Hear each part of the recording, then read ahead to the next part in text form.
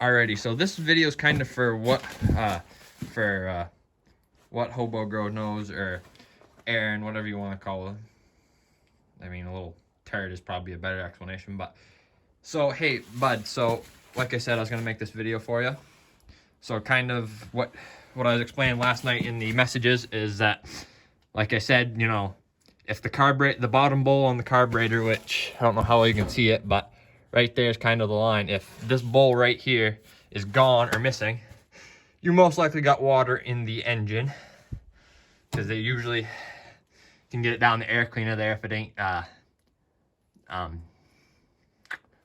covered. Yeah, that's the word I was looking for. But that's one way to tell, and you can usually tell if the bowl is on it. Another way you can always tell is if you take it off, and if the threads are kind of screwed up inside of there, you can tell that the bowl had been froze off and they at one point replaced it. And then, like I was talking about the end play and the crankshaft, also if the crankshaft has a lot of this, if you can rock on the pulley, or not the flywheel, and there's a lot of this and back and forth, well, she's pretty well toast, and you're better off just kind of getting rid of it. But I don't know, you didn't really specify what year yours was, but depending on what year it is, you got these. What I was telling you about last night is immediately start soaking the engine, and then take and put, you know, if you got these two holes. I can't tell you if there's a difference on the early style Bs or the earlier Bs or the later. I just know on this one it's got bolt holes, and you just take a piece of bar, put it in there, and rock it to a point where it will you know, and keep a constant strain on the engine, which a lot of people probably will say that's not the right way to do that, but that's what a lot of people told me to do with these. Is one thing you can do, just put constant strain on it and soak the engine, and then just kind of check it every so often. Because right now, if you haven't started working on it, I would go through right now and start putting, you know, just soak the engine immediately, and then and don't, like, you know, take a, you know, come along or whatever, and, you know, put, you know, a crazy amount of force on it, because you'll break shit inside of there. And just kind of put a light strain on it, just enough that, you know, either if there's a little bit of play and everything, the play will kind of come up and go just a little bit past that play. That will tell you that there's enough strain on the engine. And like I said, do that and then soak the engine. But like I said, if there's any end play side to, which I've never really checked this one, but obviously there is none, and you'd probably need a bar anyways to really get it to move. But yeah, no, if there's any side to back and forth motion, you're better off either finding a new casting or just pushing it down back and calling it good.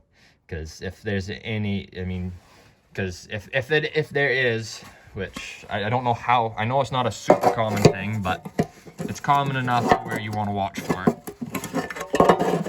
I imagine there's a couple John Deere guys on here that will. You brat. I gotta set you guys down real quick. I'll be right back. But as I was saying, hobo, but if there's any end play in that crankshaft or back and forth, I don't know what the hell I mean end play, you're better off just, I mean, you're gonna either need to find a whole new casting, or, you know, take that one out, take that one all apart, and have somebody line bore it and redo it, because if you don't do anything with it, she'll be roached for the, you know, you'll roach the end, you'll kill the poor thing.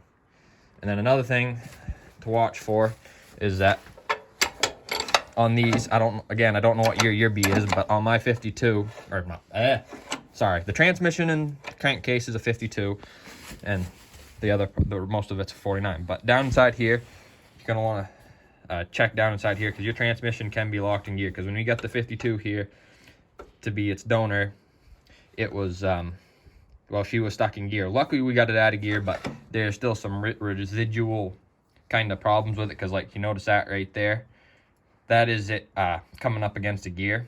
And if you go past that on this tractor, if you hit that bump and go up past like that, you get it, you can't run the tractor, believe me. But basically, it's a fairly simple, straightforward design. I mean, it's fairly simple, but I mean, I'm trying to explain it the best I can. I mean, it's been forever since we've been, tore this tractor apart, but like I said, I do have some parts for it, and I did look at the pistons that came out of the 52 when we got it, and she was roached. But like I said, just watch for those main things. If the carburetor is missing the bowl, which I don't know if you've looked at the tractor yet or not, you didn't really say, but if the bowl is frozen off and they put a new bowl on it and the threads are kind of out of the bottom of the bowl nut, most likely the carburetor was froze off at one point and it got water down inside of it, because I think that was what the problem is on this one, because the threads are screwed up. And then the biggest thing to determine whether the tractor is good is if it has any end play in the crankshaft. Because if there's any of that, if there's any, I mean mere fractions of inches, I mean that's usually a bad sign right there. But like I said, I don't know the tractor. I'm going off of what you told me, and you didn't really tell me a whole lot. But hopefully this kind of gives you an idea, and anybody else that might be ever working on, stumble across one of these tractors. But again, I'm going to put this little nudge here to just, and anyways, it won't take much, because that 52, when we got it, it was stuck, and I mean, it wasn't stuck all that bad. And that one, the carburetor was froze off of that one, and that one was stuck, and we just kind of towed it around and just gently eased the clutch in, and it was free. Which I don't recommend doing that either, because you can break stuff in the transmission. But anyways, so Hobo, I hope that kind of gives you a rundown of what to expect. But anyways, and also on a side note, got a new carburetor on the WC. As you can see, I don't know but brand new carburetor, it starts and runs way better than it ever has. I mean, since I've owned it. So yeah, I'm not gonna start it up, because as you can see, I just got it shoved back in here just a few minutes ago, and I kind of don't want to climb all the way back there to get it started, and I don't really feel like, because I got to walk around that side, turn the gas on, and then D14 had some issues with it, so we put some new clamps on it, and battery clamps, and yada yada yada, and that's kind of why the side panels are off at the moment.